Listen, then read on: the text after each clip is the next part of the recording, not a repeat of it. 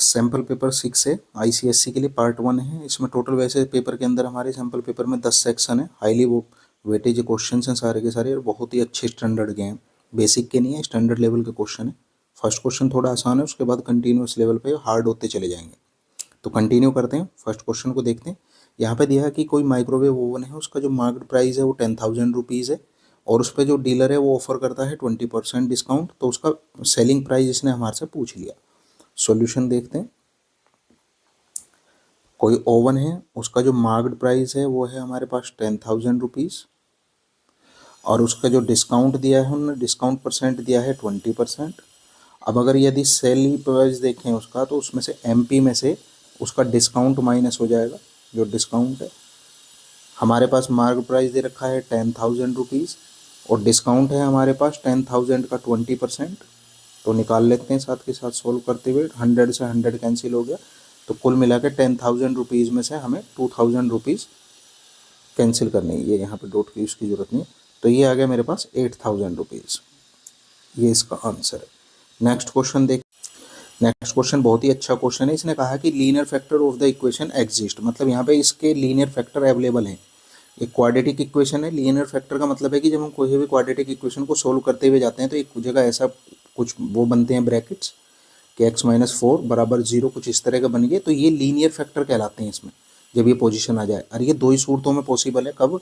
या तो हमारा b² - 4ac 0 के बराबर हो, या b² - 4ac 1 से बड़ा हो, 0 से बड़ा हो, 0 से बड़ा हो। और ये दोनों कंडीशन कब हमारे पास अवेलेबल होंगी? जब हमारे रूट्स रियल होंगे।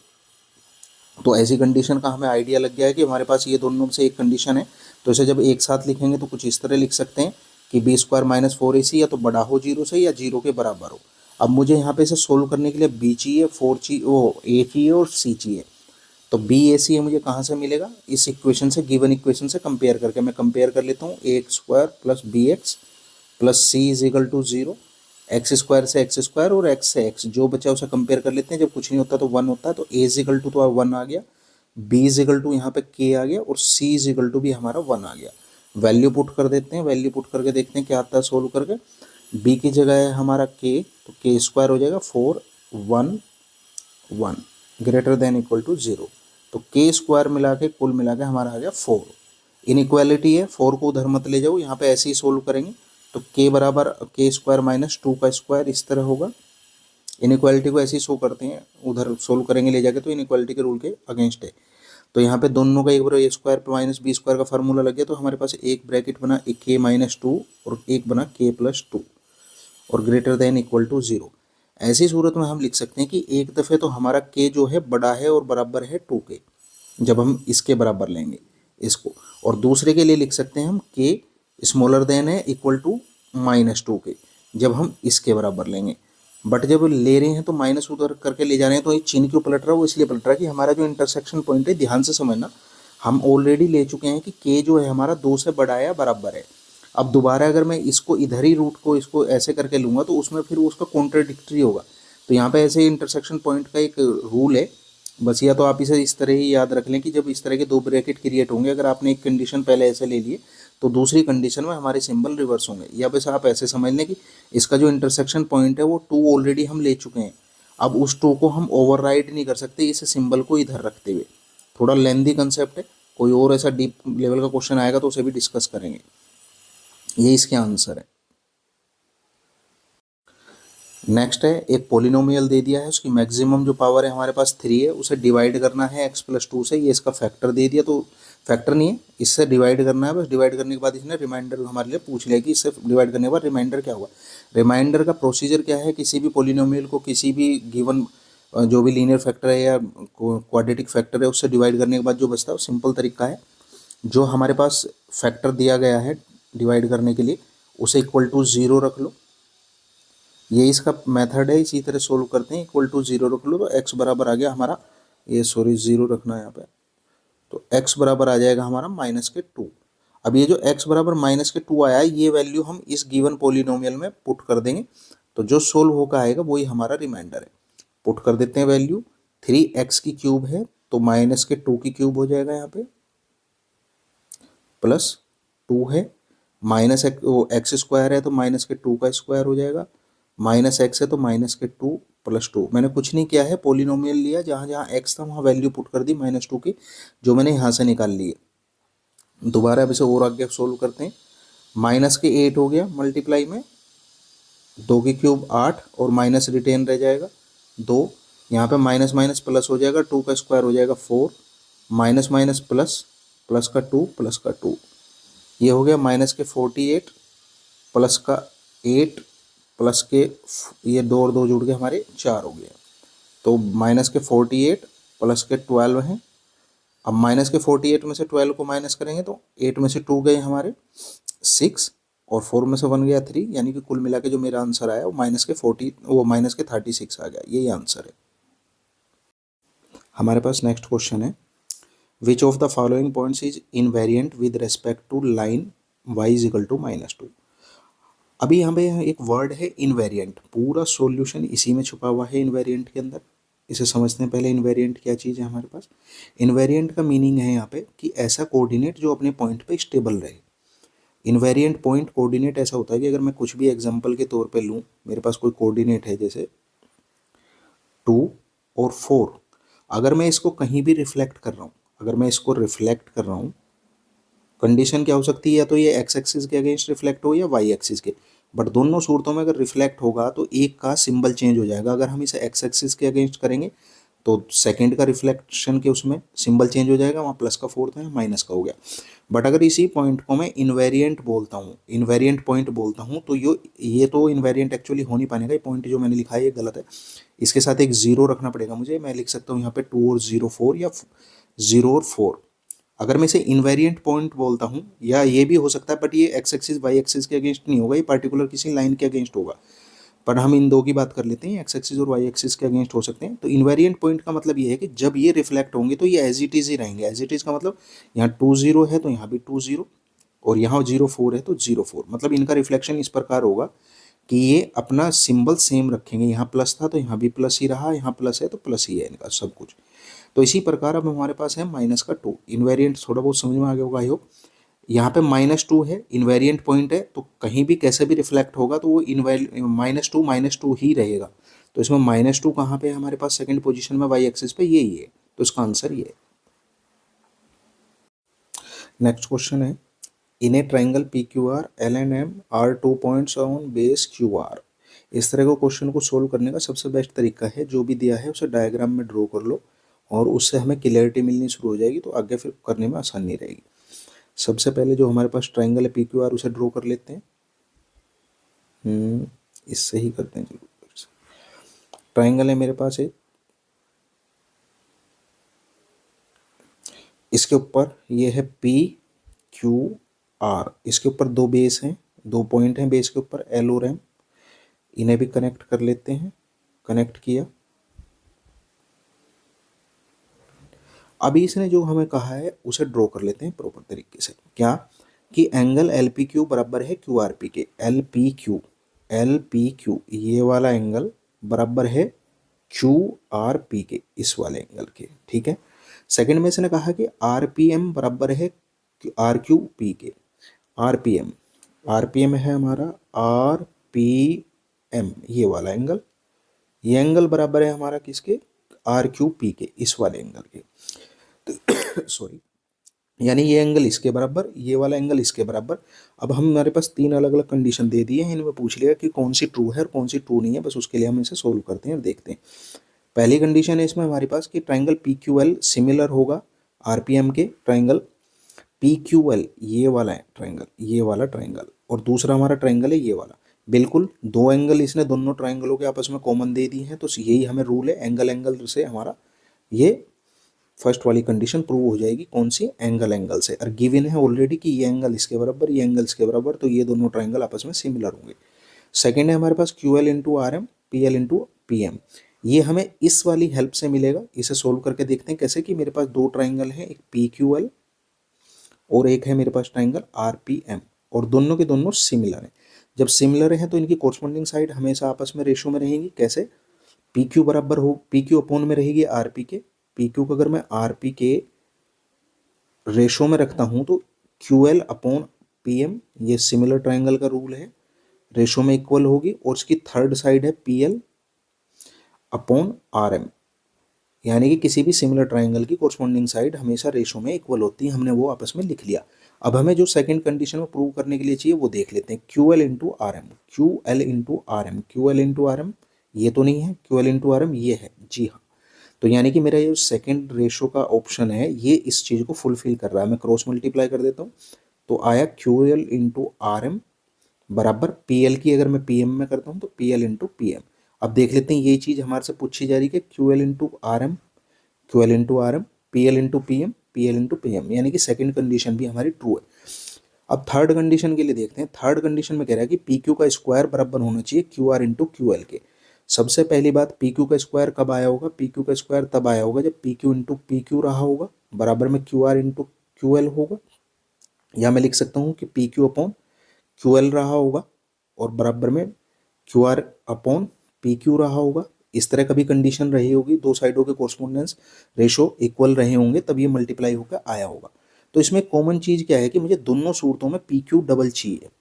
पी क्यू मुझे डबल चाहिए। पी क्यू डबल कब मिल सकती है? हमारे पास जो गिवन ट्राइंगल है इसमें एक तो पी क्यू यहाँ पे है और तो कहीं नज़र नहीं आ रही, यानी कि मुझे इस ट्राइंगल को सिमिलर करने के लिए दो बार रखना पड़ेगा। दो बार कैसे? एक तो ये छोटा ट्राइंगल और एक ये बड़ा वाला ट्राइंगल आपस में सिमिलर प्रूव करना पड़ेगा, तभी जाके मेरा ये रेशो क्रिएट हो सकता है। तो करते हैं, जो चीज़ गिवन है उसी के हिसाब से, यानी कि मुझे दो ट्राइंगल सिमिलर प्रूव करने हैं। कौन कौन से? एक तो है मेरे पास P Q L triangle, P Q L, और दूसरा ट्राइंगल हो गया पूरा का पूरा बड़ा ट्राइंगल पी क्यू आर। इन्हें मुझे सिमिलर प्रूव करना। सिमिलर के लिए सिंपल सा तरीका है, मैं दो एंगल किसी तरह इक्वल प्रूव कर दूंगा और मेरी बात बन जाएगी। इक्वल प्रूव करने के लिए देखते हैं सबसे पहले, एक तो ये मेरे पास जो फालतू चीज़ें मैं हटा देता हूँ जिससे आपको समझने में आसानी हुई हम करना क्या चाह रहे हैं। अभी मेरे पास ये फालतू है, मैं इसे हटा रहा हूँ। मेरे पास ये दो ट्राइंगल है, एक ये छोटे वाला और एक ये बड़े वाला। इन दोनों ट्राइंगल को आपस में इक्वल प्रूव करना। इक्वल प्रूव करने के लिए मैं दो एंगल का ले रहा हूँ और कुछ नहीं ले रहा। नहीं ऐसे तो हमारे पास एक साइड भी है कॉमन दोनों में, बट साइड को छोड़ दे रहे हैं, एंगल देखते हैं।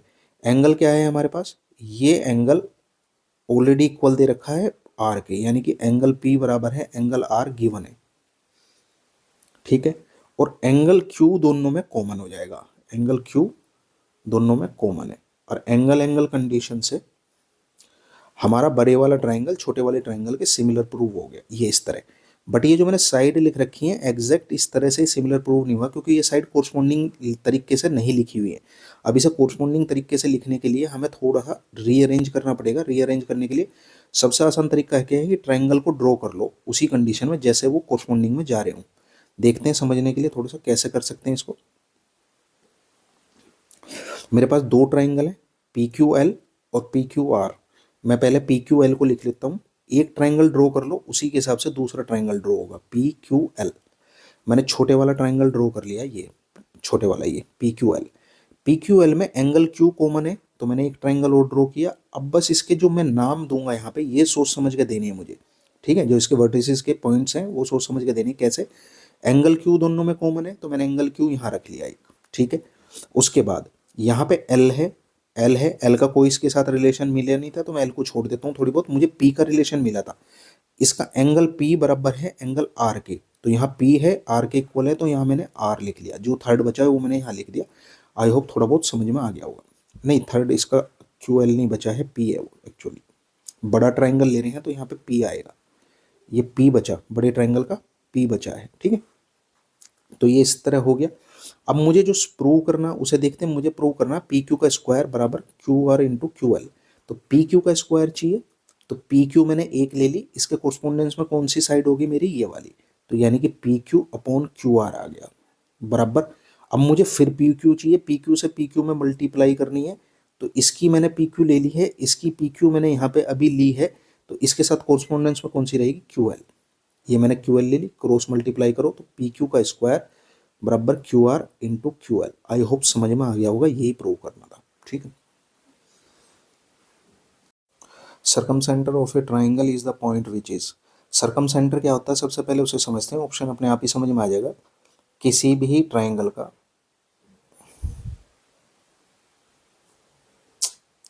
ये कलर चेंज कर लेते हैं एक सेकेंड।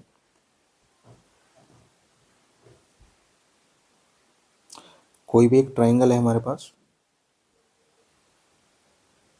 ए, बी और सी, एक ऐसा पॉइंट जो तीनों से बराबर दूरी पे हो, यहाँ से, इससे भी एक ऐसा पॉइंट जो तीनों हमारे जो वर्टिसेस हैं इनसे इक्वल दूरी पे हो, ठीक है। इसी से ही हमारा सर्कम सर्किल भी होता है। अगर मैं कहीं से भी एक इसके कंपास लूँ और यहाँ से एक ड्रॉ करने की कोशिश करूँ ऐसे, तो ये तीनों पॉइंट को टच करता हुआ जाएगा।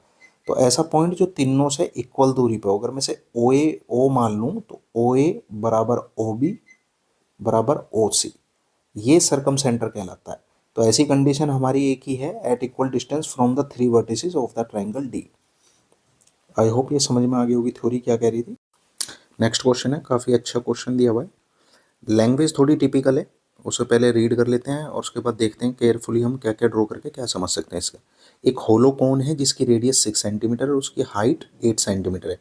Vertically standing at the origin, vertically standing है ओरिजन पे, ये हमारा ओरिजन है, मान लो ये एक्स हमारा यहाँ पे ओरिजन है, इस पे वर्टिकली हमारा एक कोन खड़ा हुआ है या रखा हुआ है। Such that the vertices of the cone is at the origin, some pipes are hanging around the circular base on the cone, कि ये इस तरह खड़ा हुआ है कि इसकी जो साइड है इस पे कुछ पाइप यहाँ पे लटकाए हुए हैं, ठीक है, ऐसे ये पाइप लटका दिए हैं इस साइड पे, अंदर से भी और बाहर से भी। तो जब पाइप लटकेंगे तो चारों तरफ से पाइप लटकेंगे इस जो सर्किल है इसके ऊपर। अब जब चारों तरफ से पाइप लटक जाएंगे तो उसकी जो शेप बनेगी वो कुछ इस तरह की बनेगी, सिलेंड्रिकल। अभी इसमें हमारे से क्या पूछा है, then the total surface area of the formed by the figure will be. अब जो इन पाइपों को लटका के सर्किल या जो भी सिलेंडर बना है हमारा, उसकी जो शेप है उसका टोटल सरफेस एरिया पूछा है इसने हमारे से। तो टोटल सरफेस एरिया किस किस चीज़ का निकालना है हमें। एक तो ये हमारे पास सिलेंडर है, इसका निकालना है टोटल सरफेस एरिया इस साइड का, इसकी इस साइड का, यानी कि पूरे के पूरे सिलेंडर का। एक इंटरनल जो हमारा कोन है इसका, कोन तो अंदर से खाली है बिल्कुल, तो उसका भी सरफेस एरिया निकलेगा। यही रूल है टोटल सरफेस एरिया निकालने का। यानी कि अगर मैं जो हमारे पास अरेंज्ड शेप है या प्रिपेयर्ड शेप है बनने के बाद, उसका अगर हम टोटल सरफेस एरिया निकाल लें तो हम उसे कह सकते हैं वो होगा सिलेंडर के सरफेस एरिया के बराबर प्लस जो कोन का सरफेस एरिया है उसके बराबर। तो सिलेंडर का सरफेस एरिया होता है 2πr/h और कोन का सरफेस एरिया है हमारा πr/l। आर मुझे गिवन है, आर कितनी दे रखी है यहाँ पे, इसने आर दे रखी है हमारे पास 6, ठीक है। हाइट मेरे पास गिवन है, हाइट कितनी दे रखी है 8। हाइट कैसे गिवन है, हाइट दे रखी है इसने कोन की, ये वाली हाइट, और ये हाइट ही हमारी एच का काम करेगी सिलेंडर के लिए।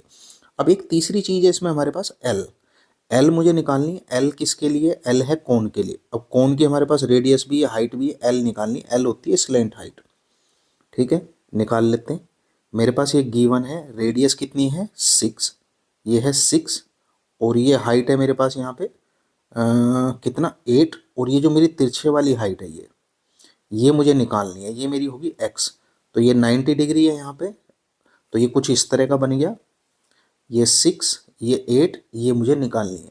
तो यहाँ पे पाइथागोरस थ्योरम लग जाएगी, ये हाइपोटेनियस की जगह काम करेगा। तो मैं कह सकता हूँ कि एक्स स्क्वायर बराबर, या मेरी एल स्क्वायर जो मेरी स्लैंट हाइट है इसे एल मान लें, तो ये एल हो गया, एल स्क्वायर बराबर 6 स्क्वायर प्लस 8 स्क्वायर, या ये हो गया 36 प्लस 64 या 100, और एल स्क्वायर है तो एल बराबर आ गया 10। तो मेरी एल आ गई है यहाँ पे निकल के, एल की वैल्यू कितनी है 10, एल इज इक्वल टू हो गया 10, एच इज इक्वल टू है 8 और आर इज इक्वल टू है 6। अब वैल्यू पुट कर देंगे, पर पुट करने से पहले मैं कॉमन ले लेता हूँ यहाँ पे, जो जो मुझे चीज़ कॉमन दिख रही है, पाई आर कॉमन आ रहा है, तो अंदर बच गया 2h plus L, value put कर दो। 22/7 ले लेंगे, क्योंकि कुछ क्लियर नहीं किया इसने कि 3.14 लेना है या 22/7 लेना, तो हम अपने हिसाब से 22/7 ले लेते हैं। अब मर्जी है आपकी, 3.14 लेना चाहो 14 ले लो, इसमें एक पॉइंट से आगे पीछे थोड़ा सा वेरी कर जाता आंसर। आर कितना है 6, 2, एच है मेरी कितनी है 8, प्लस एल मैंने अभी निकाल ली है 10। तो 22/7 इंटू 6, तो ये हो गया 16 और 10 26। मल्टीप्लाई कर दो इसमें, 22 में मल्टीप्लाई कर लो, या फिर यहाँ पे इसकी जगह 3.14 लेके आप मल्टीप्लाई कर लो इसकी।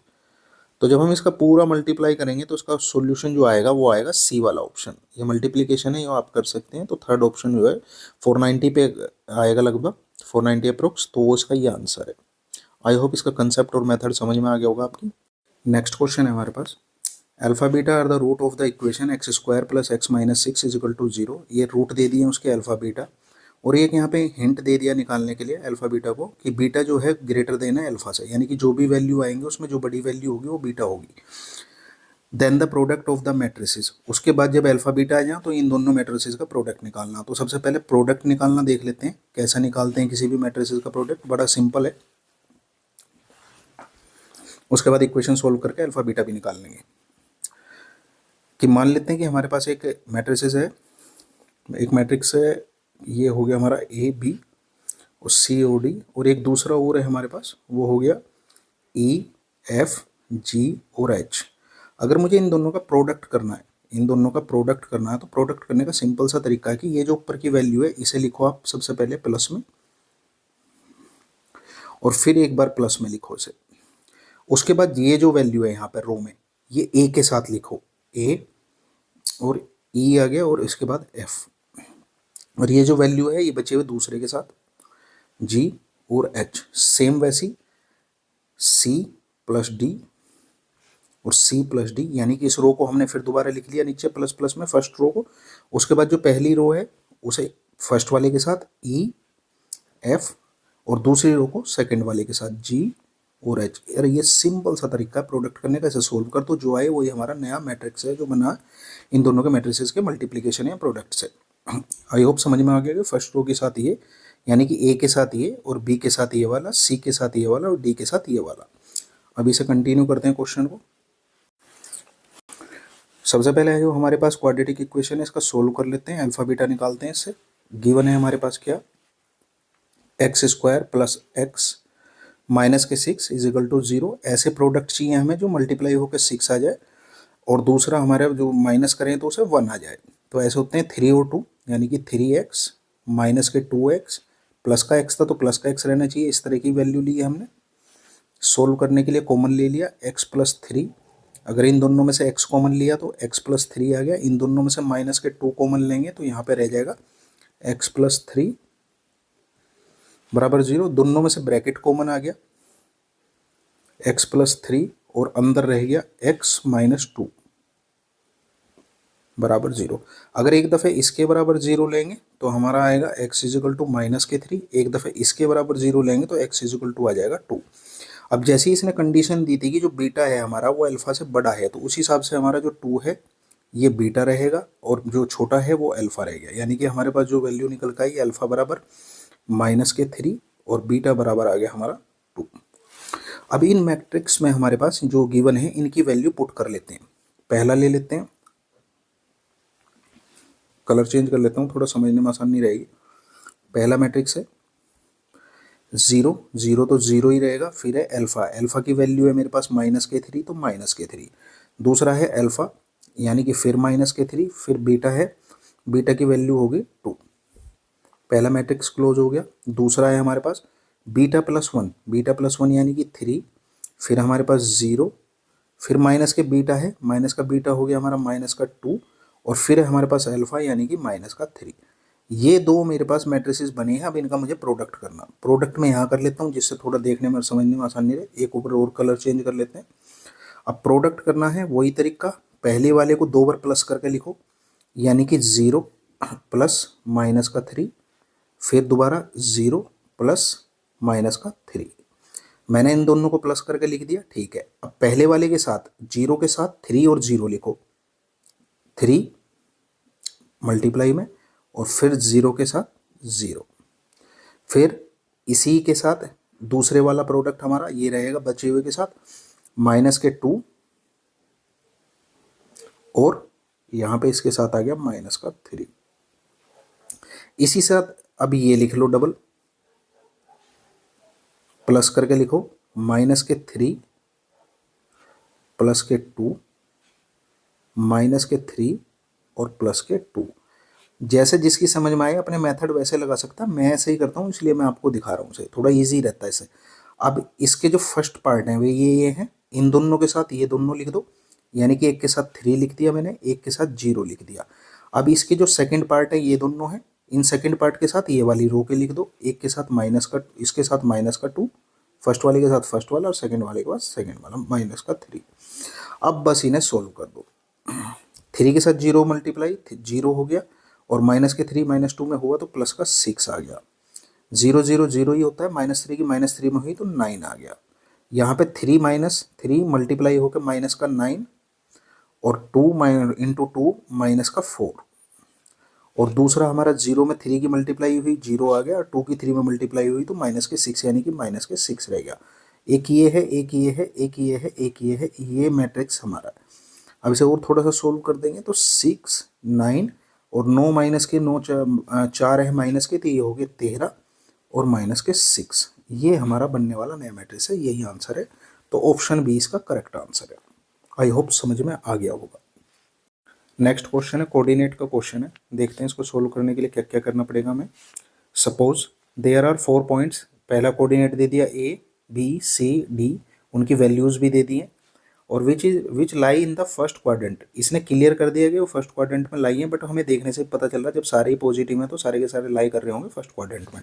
If we rotate only one on the axis at an angle of 90 degree in anti clockwise direction. ये बोल रहा है कि अगर हम इस एक्सिस को रोटेट कर दें एंटी क्लॉक, एंटी क्लॉक का मतलब क्या है, थोड़ा सा इसका कंसेप्ट समझते हैं क्या कहना चाह रहा है। ये कह रहा है कि हमारे पास दो एक्स एक्सिस और वाई एक्सिस है, ये एक्स है ये वाई है, और ये वाई डैश हो गया ये एक्स डैश हो गया। अगर हम इसे एंटी क्लॉकवाइज यहाँ से ऐसे रोटेट करें, क्लॉक ऐसे घूमती है, हम एंटी क्लॉक इसे रोटेट करेंगे तो जो ये एक्स है ये यहाँ पे पहुँच जाएगा, और जो ये वाई डैश है ये वाई डैश यहाँ पे आ जाएगा, मतलब सारी चीज़ें रिवर्स हो जाएंगी। तो कुल मिला के हुआ क्या, अगर मान लो हमारे पास यहाँ एक पॉइंट है 2/4, और जब हम इसे एंटी क्लॉकवाइज घुमाएंगे तो 2 यहाँ से कूद के इधर आ जाएगा 2 4, ठीक है। इधर आया तो 2 तो पॉजिटिव ही रहेगा, पर 4 हमारा क्या हो गया माइनस का। यानी कि एंटी क्लॉकवाइज में सिंपल सी बात है कि वाई एक्सिस को फर्क पड़ रहा है, उसके सिंबल चेंज हो रहे। तो इसी प्रकार जितने भी हमारे ये गिवन हैं यहाँ पे, इनके एंटी क्लॉकवाइज घुमाते सारे वाई माइनस के हो जाएंगे, ठीक है। तो यही चीज़ मैंने ग्राफ में ऑलरेडी लिख के रखी है यहाँ पे, जिससे आपको देखने से आसान नहीं रहे समझने में। तो ये है, प्रोजेक्ट भी कर दिया है, प्लॉट भी कर दिया, देखने से समझ में भी आ रहा है कि ये एक रेक्टेंगल है। बट हमें ये प्रूव करना पड़ेगा, क्योंकि इसने पूछा है कि when we join the adjacent point, तो हमें क्या मिला जब हमने जॉइंट किया एडजेसेंट पॉइंट को, हमें क्या मिलेगा, कि वो स्क्वायर होगा, रेक्टेंगुलर होगा, या क्या होगा। ठीक है, सोल्व करते हैं। और ये जो दिया है ना 6 - 6 6 4 ये वगैरह, ये इसके डिस्टेंस है। इनमें से जब डिस्टेंस निकालेंगे, डिस्टेंस आएंगे तो उसी की इसने वैल्यू पहले से ही दे रखी है, बट ये पता नहीं है कौन सा आएगा निकालने से। सोल्व कर लेते हैं। कोई भी आमने सामने की साइड ले लो, मैं बी सी और ए डी को ले लेता हूँ सबसे पहले, या ए बी और सी डी को ले लो। चलो हमने लिया है ए बी और सी डी। पहले ए बी का निकाल लो, डिस्टेंस कितना होगा। ए बी ये है मेरे पास, मैं डायरेक्ट वैल्यू पुट कर रहा हूँ, थोड़ा ध्यान देना ऊपर की तरफ। फार्मूला होता है x2 - x1, तो ए बी में x2 - x1 हो जाएगा हमारा 6 - 2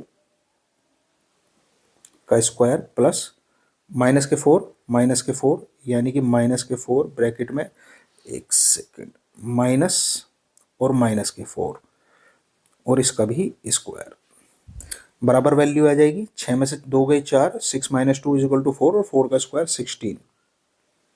ठीक है, यहाँ पे हो गया माइनस माइनस प्लस, प्लस के 4 से माइनस का 4 कट गया, तो 0 का स्क्वायर 0 होता है, तो +0, यह हमारा हो गया √16 और वैल्यू आ गई है 4। दोबारा हम निकाल रहे हैं सी डी की वैल्यू। सी डी की वैल्यू निकाल लो, सी डी की हो जाएगी √x2 - x1, यानी कि यहाँ पे हो गया हमारा 6 - 2 का स्क्वायर, और -6 है तो प्लस -6 माइनस के 6 का स्क्वायर। लगभग सेम जैसी चीज होगी। 6 में से 2 गई 4, 4 का स्क्वायर 16 हो गया, प्लस इसे सोल्व करेंगे, माइनस माइनस प्लस, प्लस के 6 से माइनस का 6 कैंसिल होगा, 0 आ जाएगा, 0 का स्क्वायर होता है 0, और ये भी √16, तो ये भी = आ गया 4। या मैं कह सकता हूँ ए बी बराबर है सी डी के, और वो किसके बराबर है 4 के। तो एक वैल्यू निकल कर आ गई, बची हुई दो साइडों को और निकाल लो आपस की। अभी निकाल लेते हैं बी सी और ए डी। बी सी सबसे पहले, बी सी के लिए मेरे पास अंडर रूट में है यहाँ पे 6 - 6 का स्क्वायर, और -6 - 4 का स्क्वायर, माइनस के 6 माइनस माइनस के 4 का स्क्वायर। उसके बाद यहाँ पे इसे थोड़ा सा और आगे सोल्व करते हैं।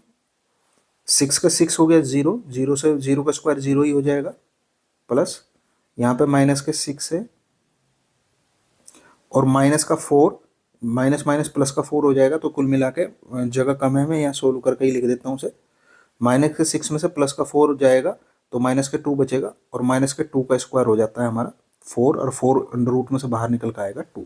तो B C is equal to आ गया 2। दूसरी बी सी के साथ क्या है मेरे पास, ए डी। ए डी को निकालते हैं। ए डी 2 माइनस 2,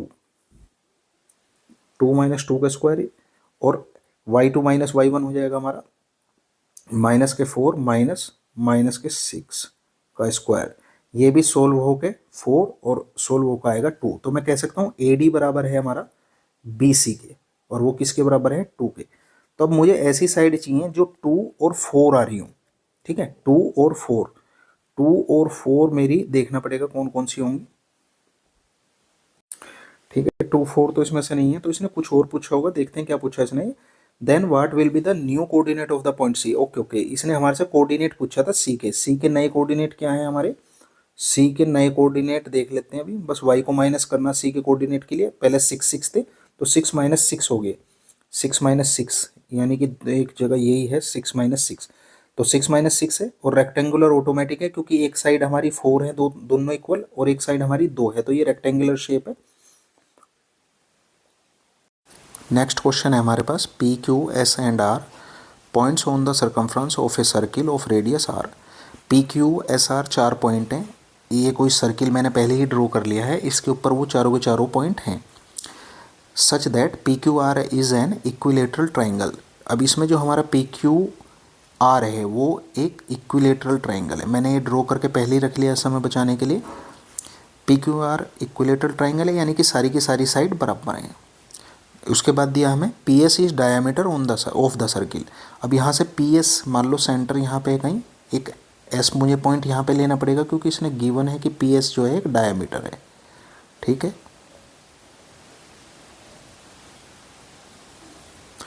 ये डायामीटर हो गया यहाँ पे, कोई बात नहीं, इसका सेंटर ओ ले लो और मैं यहाँ जब मिल रहा है एम मान लेता हूँ। Then the perimeter of the quadrilateral P Q S R. अब क्वाड्रिलेटरल का हमें पेरीमीटर निकालना है। पेरीमीटर निकालने का सिंपल तरीका है कि मैं क्वाड्रिलेटरल कैसे बना, पहले क्वाड्रिलेटरल बना लेते हैं इसको। ये अगर मैंने इससे मिला दिया और यहाँ इससे मिला दिया तो ये क्वाड्रिलेटरल बन गया पी क्यू आर एस या पी क्यू एस आर। अब इसका मुझे यहाँ पे पूरे के पूरे का पेरीमीटर निकालना, तो पेरीमीटर के लिए ये साइड और ये साइड और ये साइड प्लस करनी पड़ेंगी। अब मुझे पता है ये इक्विलेटरल ट्राइंगल है तो ये साइड इस साइड के बराबर होगी, यानी कि अगर मैं एक साइड निकाल लूँ तो दूसरी साइड निकालने की ज़रूरत नहीं रहेगी। बट यहाँ पे एक क्यू एस और क्यू आर एस भी है और ये भी दोनों बराबर हैं। बराबर कैसे हैं, क्योंकि ये जो छोटा ट्राइंगल है इस ट्राइंगल के कॉन्ग्रुएंट है। कॉन्ग्रुएंट कैसे है वो प्रूव कर लेते हैं एक बार। प्रूव करने के लिए देखो, यहाँ पे ये जो हमारा सेंटर है ओ, इससे यहाँ पे एक परपेंडिकुलर डाला और ये थ्योरम है कि सेंटर उसके सर्किल के अंदर अगर कोई भी कोड है, कोई मेरा सर्किल है, अगर सॉरी सर्किल ड्रॉ कर लेते हैं। सर्किल के अंदर अगर कोई भी कोड है और सेंटर से वहाँ पे एक परपेंडिकुलर डलता है तो वो हमेशा इस कोड से इक्वली डिवाइड करेगा। अगर ये एक्स है तो ये भी एक्स है, ये रूल है, ये थ्योरम है। तो यानी कि यहाँ पे डायमीटर की वजह से एक परपेंडिकुलर है इसके ऊपर, तो ये इसे इक्वली डिवाइड कर रहा है। इक्वली डिवाइड का मतलब हो गया कि ये साइड, ये वाली साइड इस साइड के बराबर है, ये साइड दोनों में कॉमन है। ये 90 डिग्री है तो ये भी 90 डिग्री, फिर ये भी 90 डिग्री, यानी कि एक साइड, एक एंगल और एक साइड आपस में इक्वल है। और इस हिसाब से इसकी कॉन्ग्रुएंसी प्रूव होगी दोनों ट्राइंगल की। अगर ये दोनों ट्राइंगल कॉन्ग्रुएंट है तो ये साइड इस साइड के बराबर होगी। अब कुल मिला के ये आ गया कि मुझे इस ट्राइंगल की और इस ट्राइंगल की ये वाली साइड निकालनी है दोनों, और उन्हें प्लस करके उनका दुगुना कर देना, मेरा पेरीमीटर आ जाएगा।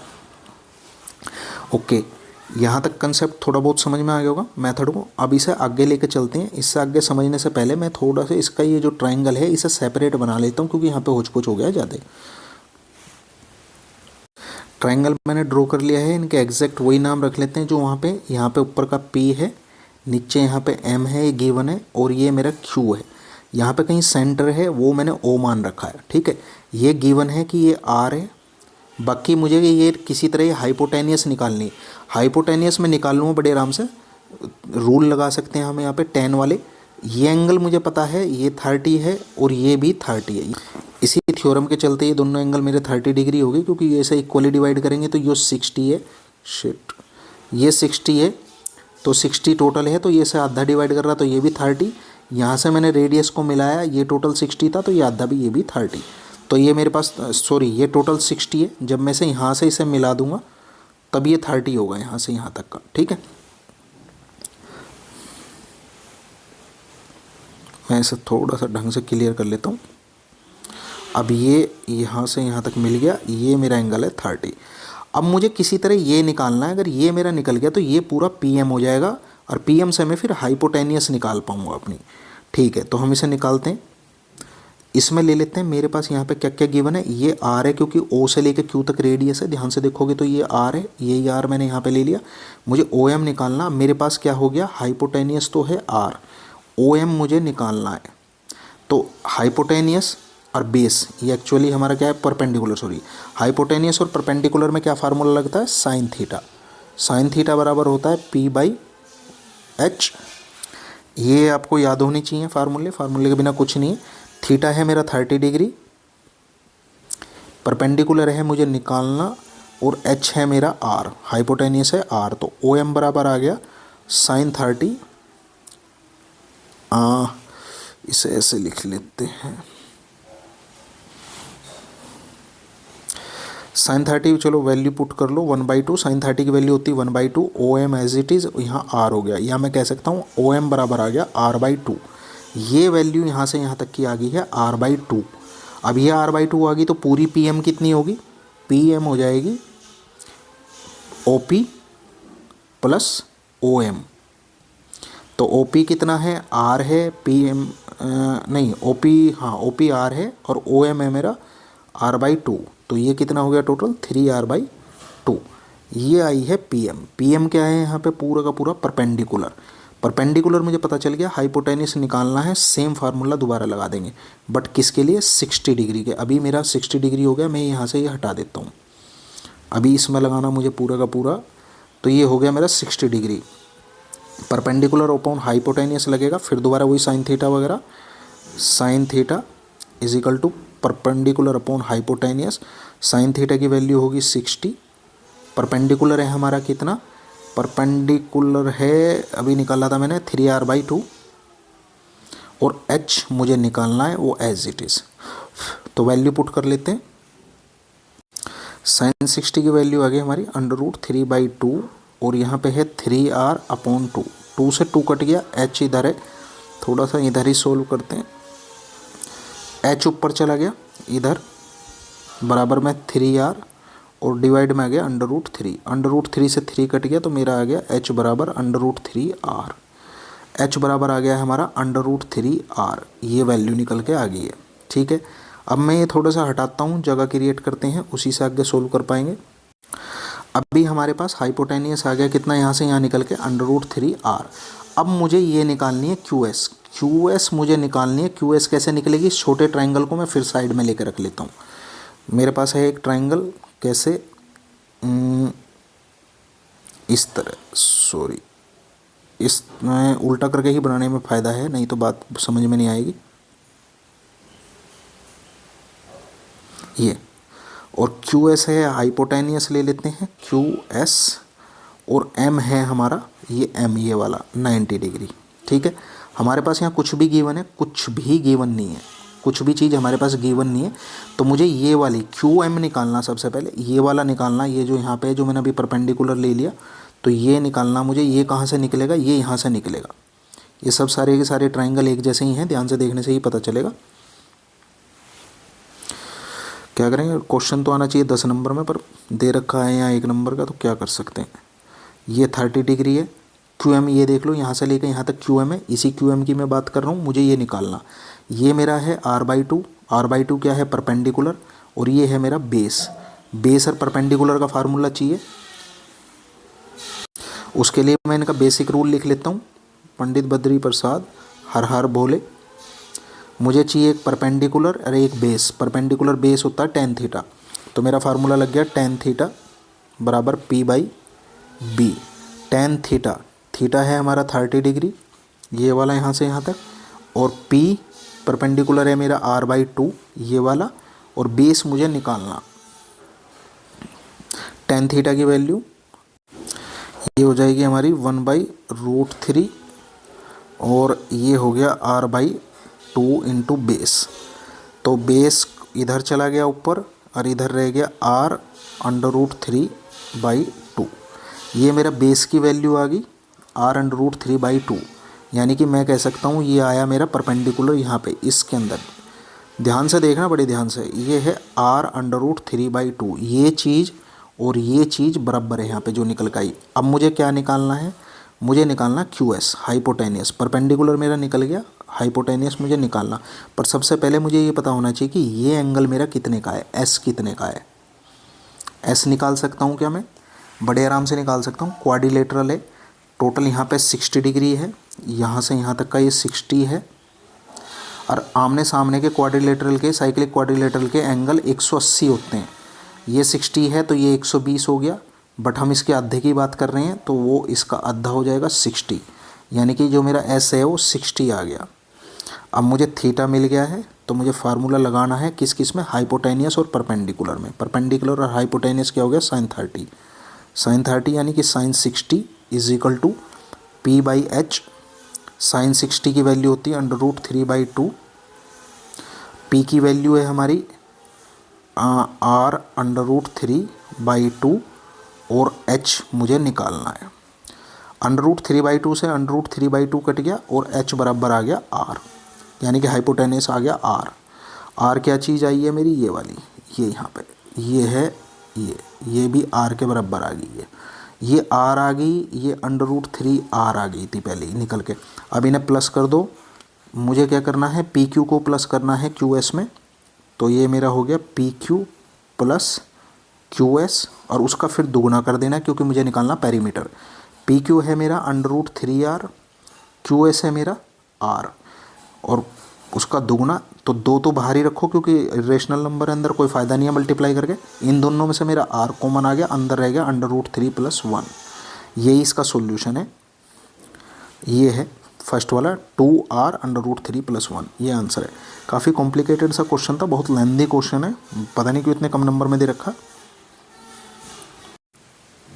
नेक्स्ट क्वेश्चन है हमारे पास, इन ए कॉलोनी, एक कॉलोनी में average age of the boys की एवरेज एज 14 साल है, और उसी तरह average age of the girls 17 साल, गर्ल्स की एवरेज एज 17 साल है।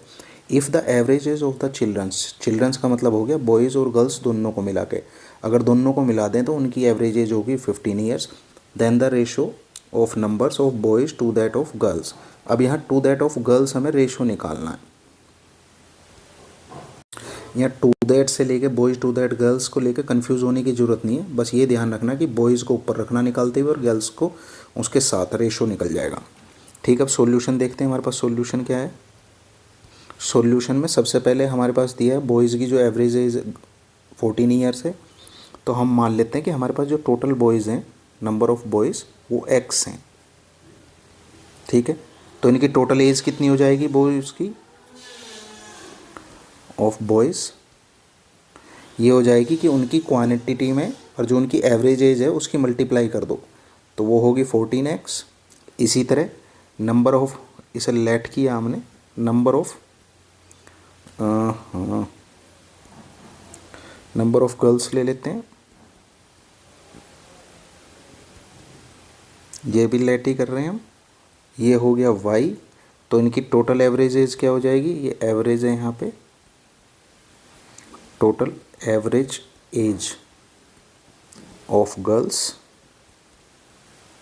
वो हो जाएगी y × 17, जो उनकी नॉर्मल एवरेज एज थी सभी की, उसी से हमने उनकी क्वांटिटी में मल्टीप्लाई कर दिया तो टोटल एज निकल के आ गई उनकी, वो होगी 17y। अभी हमारे से दिया गया क्या है यहाँ पे कि चिल्ड्रंस की एवरेज एज, चिल्ड्रंस की एवरेज एज दी गई है, वो कितनी दे रखी है हमें 15। बट अगर हम इसे फार्मूले के रूप में लिखना चाहें तो कैसे होगा, चिल्ड्रन की एवरेज एज कैसे निकलेगी, वो निकलेगी कि जो बॉयज़ की एज है, बॉयज़ एज में यहाँ पे हम प्लस करेंगे गर्ल्स एज को। गर्ल्स एज मतलब टोटल, बॉयज़ की भी टोटल एज, गर्ल्स की भी टोटल एज, और उसे डिवाइड कर देंगे बॉयज़ की प्लस गर्ल्स की काउंटिंग से, यानी कि नंबर ऑफ से। ठीक है, ये अभी इनकी जो वैल्यू हमारे पास है वो पुट कर दो। चिल्ड्रन की एवरेज एज हमें पता है कितनी है, 15 है, ये गिवन है यहाँ पे, ये रही। प्लस बॉयज़ की एज हमने अभी निकाल ली टोटल, वो कितनी है 14x, प्लस गर्ल्स की एज हमने अभी निकाल ली है वो 17y है। नंबर ऑफ़ बॉयज़ कितने हैं हमारे, नंबर ऑफ़ बॉयज़ को हमने लेट किया था x, और नंबर ऑफ गर्ल्स हमने कितनी लेट की थी y। अब इसे सोल्व कर लो, सोल्व करेंगे तो हो गया 15x plus 15y is equal to 14x plus 17y। 15x इधर है, 14x इधर है, इधर आके माइनस का हो गया तो केवल बचा x। 15y उधर चले जाएंगे, माइनस का हो जाएगा, तो 17 में से 15 घटेंगे तो यहाँ पर रह गया केवल 2y, या मैं कह सकता हूँ x/y रह गया 2/1। अब एक चीज़ ध्यान से देख लो, उसने boys to that of girls कहा था, यानी कि बॉयज़ हमेशा बॉयज़ के प्रति रेशो निकालना है, तो बॉयज़ यहाँ पे x मानने थे हमने, वो ऊपर हैं तो ठीक है, तो ये रेशो आ गया 2:1। ये इसका आंसर है। नेक्स्ट क्वेश्चन है अभी हमारे पास, असर्शन और रीज़न दिए गए हैं इसमें। पहले असर्शन को पढ़ लेते हैं, इसे देखते हैं ठीक है गलत है क्या है। द कॉन्जिक्यूटिव टर्म्स, किसकी कॉन्जिक्यूटिव टर्म्स हैं, ये एपी की टर्म्स हैं। 3 कॉन्जिक्यूटिव टर्म्स दी गई हैं। एपी की कॉन्जिक्यूटिव का मतलब होता है कंटिन्यूस टर्म है। ठीक है, कंटिन्यूस टर्म देते ही हमें एक चीज़ पता चल गई यहाँ पे कि इसके जो 2 टर्म्स हैं इनका डिफरेंस और बाद की 2 टर्म का डिफरेंस, अगर मैं इसे D1 मान लूँ और इसे D2 मान लूँ डिफरेंसेस को, तो ये बराबर रहेगा हमेशा। डिफरेंस निकालने का तरीका क्या है, फर्स्ट को सेकंड में से माइनस करना है और सेकंड को थर्ड में से माइनस करना है, तो वो जो माइनस होकर आएगा वो रिजल्ट हमेशा इक्वल रहेगा। ये एपी की फॉर्म है। और ये बोल रहा है कि जब हम इसे इस तरह या कैसे भी सोल्व करेंगे तो के की वैल्यू हमारी 6 है, उसके हिसाब से हमें नहीं पता है अभी तक। जब हम सोल्व कर लेंगे 6 आ गई तो हमारा असर्शन करेक्ट हो जाएगा, नहीं तो हमारा रॉन्ग हो जाएगा। सोल्व करके देखते हैं, बाकी रीजन को बाद में पढ़ेंगे। मैं D1 निकाल लेता हूँ सबसे पहले। D1 निकालने के लिए मुझे क्या करना पड़ेगा, सेकंड टर्म में से फर्स्ट टर्म को माइनस करना। तो सेकंड टर्म में मेरी 3k प्लस 3, तो माइनस हो जाएगा 2k प्लस 1, ये मेरी फर्स्ट टर्म है। ब्रैकेट खोल दो, माइनस से ब्रैकेट ओपन किया तो माइनस के 2k माइनस का 1, 3k में से 2k गया, केवल k बचे, और 3 में से 1 गया तो प्लस के 2 बचे। इसी तरह D2 निकाल लो। D2 के लिए क्या है, थर्ड टर्म में से सेकंड टर्म माइनस करनी। थर्ड टर्म में मेरी 5k माइनस 1 और सेकंड टर्म में मेरी 3k प्लस 3, ये है मेरी सेकंड टर्म यहाँ पे। तो मैंने ब्रैकेट ओपन किया माइनस से, तो 5k as it is, minus का 1 एज इट इज़, माइनस के 3k हो गया हमारा और माइनस का 3 हो गया। 5k प्लस का है, माइनस के 3k हैं तो बचा केवल 2k, माइनस का 1 है, माइनस का 3 है, तो हमारे पास जुड़ के हो गए माइनस के 4। अभी हमें पता है, जैसे हम ऑलरेडी डिस्कस कर चुके हैं, ये D2 आया है, ये D1 आया है, और as per AP conditions D1 हमेशा बराबर होगा D2 के, तो इन वैल्यू को आपस में इक्वल रख लो। 2k माइनस 4, k प्लस का है, इसके पास जाएगा क्योंकि पॉजिटिव है, बड़ा है। 2k के पास k आया तो माइनस का हो गया, माइनस का 4 इधर आ गया, प्लस का हो गया। तो कुल मिलाकर हम कह सकते हैं कि k बराबर 6, यानी कि हमारी जो कंडीशन है, जो इसका असर्शन है, वो बिल्कुल करेक्ट है। k बराबर 6 आ गया हमारा। अभी नेक्स्ट है इसमें हमारे पास reason. In an AP a plus D a plus 2d, बिल्कुल सही है कि एक AP का फॉर्मेशन ऐसे ही होता है, पहला a होता है a प्लस डी, फिर a प्लस 2d होता है। और the sum of n terms of the AP is equal to, अभी यहाँ पे दिया है कि जो सम ऑफ टर्म्स होता है किसी भी AP में, उसका फार्मूला ये है। ये भी बिल्कुल सही है, बट कहीं भी इसने डिफ्रेंशिएशन के बारे में इसकी बात ही नहीं करी। जो इनका डिफरेंसेस है, जो जिसे हम D बोलते हैं, वो हमेशा इक्वल होता है सभी का, अगर हम माइनस करें तो। यानी कि रीज़न है तो करेक्ट, बट वो उसे सपोर्ट नहीं कर रहा असर्शन को। तो ऐसा ही देखना कि both A and R true and R is the correct, नहीं, both A and R true but R is not the correct explanation. ये है बिल्कुल, A और R सही तो हैं बट उसका करेक्ट एक्सप्लेनेशन नहीं है। नेक्स्ट क्वेश्चन है हमारे पास, रिकरिंग डिपॉजिट का है। Rashmi has a 4-year recurring deposit account in a bank of Maharashtra and deposit 100 rupees per month if she gets 48,200 rupees at the time of maturity find. अब उसके बाद ये चीज़ें दे दी हैं कि कोई रिकरिंग डिपॉजिट है, 4 साल तक पैसे जमा किए गए 800 रुपये पर मंथ, और टोटल मैच्योरिटी अमाउंट मिला उसके अगेंस्ट हमें कितना है 48,200 रुपये, 48,200 रुपीज़। उसमें हमें सिंपल इंटरेस्ट बताना, रेट ऑफ सिंपल इंटरेस्ट, और उसका टोटल इंटरेस्ट बताना जो रश्मि को मिला है। तो सॉल्यूशन टोटली फार्मूला बेस्ड है, तो फार्मूले पता होंगे तो कोई दिक्कत नहीं आएगा। सबसे पहले जो हमें गिवन है वो देख लो। MV गिवन है मेरे पास 48,200 है, P मुझे गिवन है 800 रुपीज़, और मुझे N हमेशा मंथ में काउंट होता है, तो 4 साल की बात हो रही है, 4 गुना 12, इसका मतलब 48 मंथ्स, यानी कि N की क्वांटिटी कितनी है 48। मैं सबसे पहले MV का फार्मूला लगा देता हूँ इंटरेस्ट के साथ। इंटरेस्ट का क्या होगा, P इंटू N और प्लस I, ठीक है। यहाँ पे N भी पता है, P भी पता है, MV भी पता है, तो सोल्व हो जाएगा। 48,200 है, P की वैल्यू 800 है, N की वैल्यू 48 है, और प्लस का I है।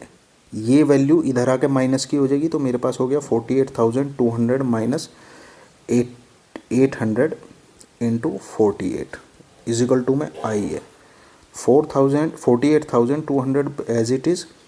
0 2 इधर रख लो, ये 0 मैंने यहाँ पे लिख दी है, 8 से मैं मल्टीप्लाई कर रहा हूँ, 8 8 जा 64, कैरी 6, 8 4 जा 32 और 6 38, तो ये वैल्यू आ गई है।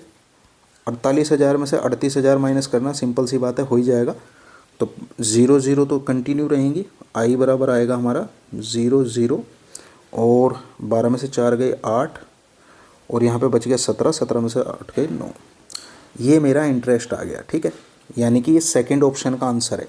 सेकंड ऑप्शन का आंसर हमारे पास क्या है, 9800 रुपीज़, ये आ गया। अब मुझे रेट ऑफ इंटरेस्ट निकालना। रेट ऑफ इंटरेस्ट के लिए मैं क्या करूँगा, एक और फार्मूला लगाऊंगा जो केवल इंटरेस्ट बेस्ड होगा, जिसमें R भी रहेगा, P इंटू N प्लस 1 और R। मैंने पहले कहा था पूरा फार्मूला बेस्ड क्वेश्चन है। 12 इंटू 2/100, ये याद होगा तो सोल्व हो जाएगा, नहीं याद है तो फिर कोई फ़ायदा ही नहीं है। P की वैल्यू 800, N की वैल्यू है हमारे पास 48, और यहाँ पे 48 प्लस 1, R मुझे निकालना है एज इट इज़, और नीचे मेरा जो का तो। अब देख लो, जिससे जो डिवाइड होता है वो कर दो। 2 0 से 2 0 हो गई हैं, और यहाँ पे हो गया हमारा 12 4 जा, और 2 2 जा, और 2 से ये डिवाइड हो गया 49 टाइम्स, तो मेरे पास बच गया क्या, ये बच गया है, चलो लिख लो जो बच गया, 4900 बराबर 49, 48 प्लस 1 हो गया 49 R, और एक ये 8 भी बच रहा है इंटू 8, डिवाइड में कुछ नहीं है, ठीक है। 49 से 49 डिवाइड हो गया, 1 बचा, तो मेरे पास आ गया कुल मिला के R बराबर 100/8। 8 ये हो गया 50/4, 2 से डिवाइड हो गया दोनों। अब 4 से डिवाइड कर लो, 4 1 जा 4, 4 2 जा, और 4.5, 4 5 जा 20 होता ना, ये इसका आंसर है। रेट ऑफ इंटरेस्ट आ गया इसका 12.5।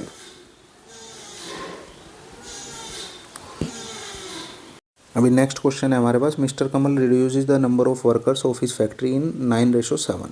कोई मिस्टर कमल है, उनकी कोई फैक्ट्री है, उन्होंने क्या काम किया, उनके पास जो लेबर काम करती थी वो 9, जहाँ पे 9 काम करती थी उससे घटा के 7 कर दिया, and increase their wages in the ratio 13/20। और अब उन्होंने क्या काम किया, जहाँ वो एक आदमी को 13 रुपये देते थे, वहाँ उसके बदले उन्होंने 20 रुपये देना शुरू कर दिया, यानी कि उसकी तनख्वाह बढ़ा दी और आदमियों की संख्या घटा दी। In what ratio the wages bill is increase और डिक्रीज। अब इस काम को करने के बाद क्या उनके बिल बढ़ेंगे या घटेंगे, ये चीज़ हमें यहाँ पे क्लियर करनी है, ठीक है। सोल्व करते हैं इसे अकॉर्डिंग टू क्वेश्चन। क्वेश्चन में क्या कहा है इसने, वर्कर का रेशो जहाँ 9 था वहाँ 7 हो गया, तो हम इसी की लैंग्वेज में लिख लेंगे कि जो हमारे वर्कर्स थे, प्रेजेंट वैल्यू मान लो, चलो प्रेजेंट है, present worker is equal to हो गया 9x। जब भी किसी रेशो से निकालते हैं तो एक कांस्टेंट लेना पड़ेगा हमें, यहाँ पे हमने कांस्टेंट ले लिया x, और उसके बाद after reduce, after strength reduce कर दिया हमने, उसके बाद वर्कर की संख्या कितनी होगी, रिड्यूस वर्कर्स हो गए हमारे 7x, ठीक है, क्योंकि उसी में से निकला है तो कांस्टेंट दोनों के साथ सेम रहेगा।